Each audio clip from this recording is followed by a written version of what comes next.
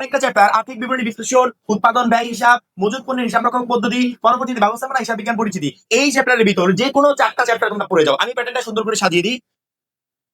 এই 4টা চ্যাপ্টার করে যদি কোনো শিক্ষার্থী পরীক্ষার হলে যেতে পারে, এখান থেকে মানে মিনিমাম 5টা প্রশ্ন তার কমন থাকবে। এখান থেকে 5টা কমন থাকবে।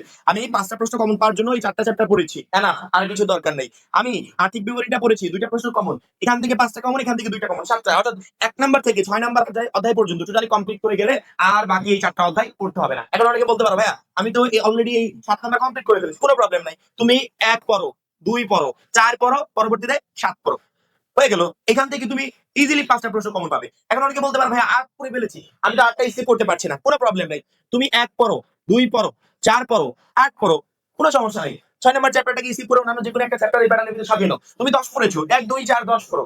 এখন মনে করতে পারো ভাই অব্যবসায়ী প্রতিষ্ঠানের হিসাব কঠিন লাগছে বা অব্যবসায়ী প্রতিষ্ঠানের হিসাব আমি পড়তে চাই না, এই চ্যাপ্টারটি স্কিপ করতেই পারো। তুমি স্কিপ করে তুমি অন্যান্য যে কোনো একটা চ্যাপ্টার 2 4 কে ইনক্লুড করে আর 2টা চ্যাপ্টারের সাথে যুক্ত করো। কারণ কি 2 এবং 4 নাম্বার অধ্যায় থেকে এই 2 থেকে 2টা প্রশ্ন আসা সম্ভাবনা আছে। সেই ক্ষেত্রে 2 নাম্বার অধ্যায়কে ইনক্লুড করে তুমি আর বাদ বাকি 3টা অধ্যায় পড়ে যেতে পারো। যেহেতু 2 থেকে 2 সেট প্রশ্ন আসার সম্ভাবনা আছে, সেক্ষেত্রে আর 3টা অধ্যায় পড়লে 3 সেট কমন পাবে। 3 আর 2 5 সেট প্রশ্ন হয়ে গেল। আর আর্থিক বিবরণী থেকে 2টার অ্যান্সার দেব, তাহলে আমার টোটাল 7 সেট প্রশ্ন হয়ে গেল। অর্থাৎ আমাকে এক্সট্রা এই 10টা চ্যাপ্টার পড়তে হচ্ছে না। আমি যদি 6টা চ্যাপ্টার পড়ে যাই আর্থিক বিবরণীকে সাথে নিয়ে, তাহলে আমি ইজিলি সেখান থেকে 7 সেট প্রশ্নের অ্যান্সার করতে পারছি।